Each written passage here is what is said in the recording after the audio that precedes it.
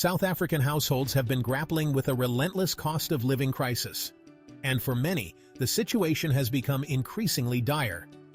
Salaries have been lagging behind inflation for years, leaving families under immense financial pressure. But will things get better in 2025? Let's take a closer look. The strain began well before the pandemic, but the COVID-19 crisis brought it to a head. As supply chains were disrupted and the economy took a hit, South Africans found themselves facing rising costs with little relief in sight. The brief recovery following the pandemic was quickly overshadowed by the fuel and food inflation crises of 2023, exacerbated by persistent load shedding. In 2023, food price inflation soared into the double digits, making basic necessities increasingly unaffordable for many.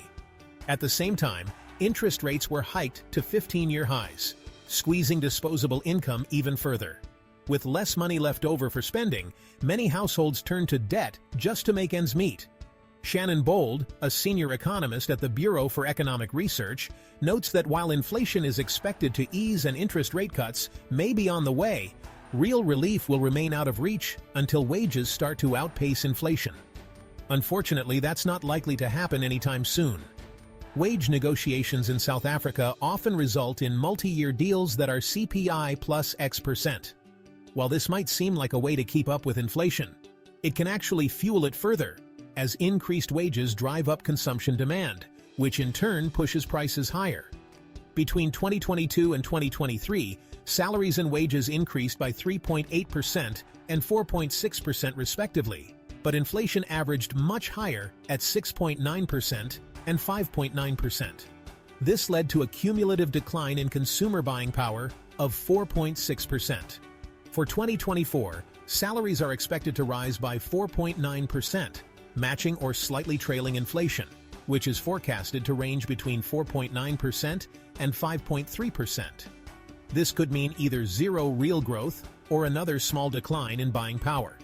In 2025, while a marginal increase in buying power is expected, between 0.1% and 0.3%, real wage growth remains elusive. As wages stagnate, South Africans are increasingly turning to debt to cover their day-to-day expenses. The middle class and wealthy, those earning over 15,000 Rand and 35,000 Rand a month, now carry debt-to-income ratios of 56% and 85% respectively. This reliance on debt is concerning, particularly for vulnerable households. The Bureau for Economic Research's Consumer Confidence Survey reveals a growing disconnection between households' views on the economy and their personal finances. While many expect the economy to worsen, they don't foresee a direct impact on their household income, though higher-income households are notably more pessimistic. In response to the cost of living crisis, higher-income households have begun cutting back on discretionary spending and are focusing more on essentials like food, transport, and shelter. The strain is evident across the board, with sectors like services and durable goods seeing a significant decline in spending. While there are glimmers of hope on the horizon, the road to recovery is still long. South Africans must brace for continued financial challenges, but with careful budgeting, reduced reliance on debt, and prudent financial planning, there is a path forward.